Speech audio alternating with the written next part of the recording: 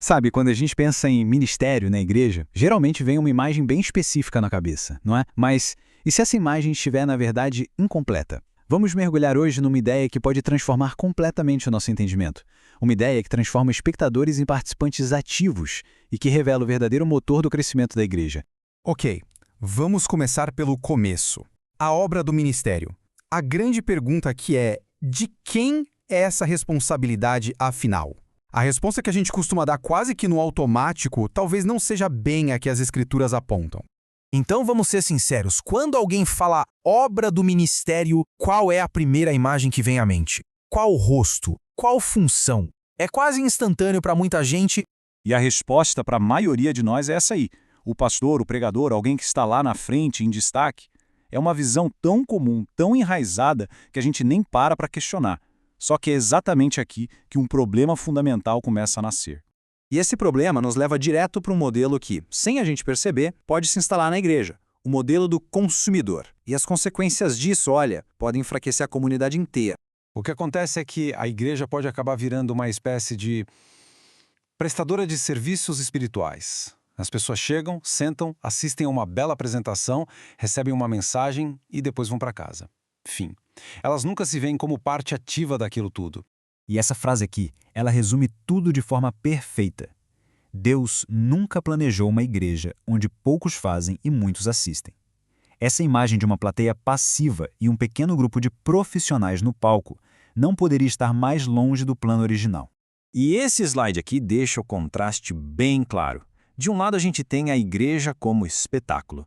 Poucos fazem um trabalho, a maioria só assiste. E isso cria uma dependência enorme. Se o líder principal sai, tudo para. Agora, olha o outro lado. A igreja como corpo. Todos funcionam, todos servem. E o resultado não é dependência, é crescimento genuíno. É uma mudança total de perspectiva. Certo. Então, se esse modelo de consumidor não é o ideal, qual é a alternativa? Qual é o caminho?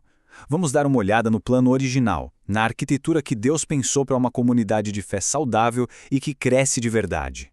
Esse plano está lá, super claro, no livro de Efésios, no capítulo 4. A Bíblia diz que Deus deu líderes para a igreja, mas atenção, não era para eles fazerem todo o trabalho sozinhos. Eles foram colocados ali com um propósito muito, muito específico.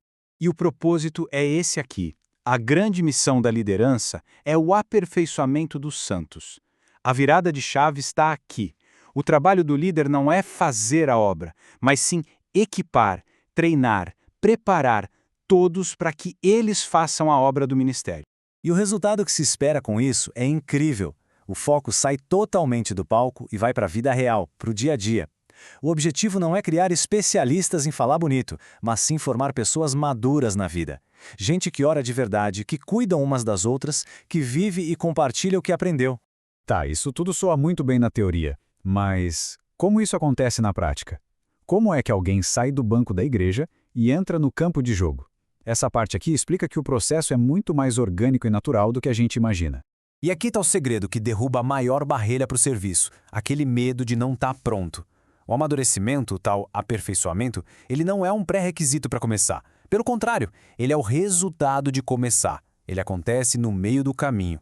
É igualzinho aprender a andar de bicicleta. Ninguém lê um manual sobre equilíbrio e depois sai pedalando perfeitamente. A pessoa sobe na bicicleta, tenta, pedala meio torto, talvez até caia, se ajusta e é nesse processo que ela aprende. O serviço na igreja é a mesmíssima coisa. O amadurecimento acontece no caminho, não antes da partida. E o melhor de tudo é que ninguém precisa fazer isso sozinho. A ideia da igreja como um corpo é justamente essa. O crescimento é comunitário. Um membro ajuda o outro a se levantar, a aprender, a continuar. É um verdadeiro ecossistema onde todo mundo se apoia e cresce junto. E agora, depois de entender o problema, a solução e o processo, a gente chega na pergunta decisiva.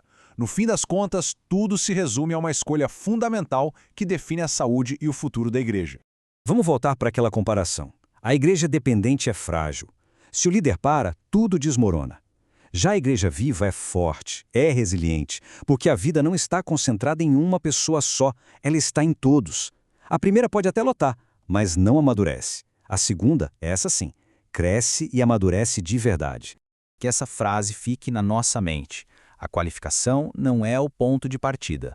A disponibilidade, sim, É uma inversão total da nossa lógica de mérito, não é? O chamado não é para os que se sentem perfeitos, mas para os que estão dispostos. Resumindo então, o projeto de Deus para a sua igreja é o de um organismo vivo e não de um auditório. Simples assim. Não existe lugar para espectadores passivos, porque cada pessoa é uma parte vital, essencial e funcional do corpo. E com isso a gente chega à pergunta final. A questão-chave não é sobre capacidade, mas sobre disponibilidade. Não se trata de estar pronto, mas de estar disposto.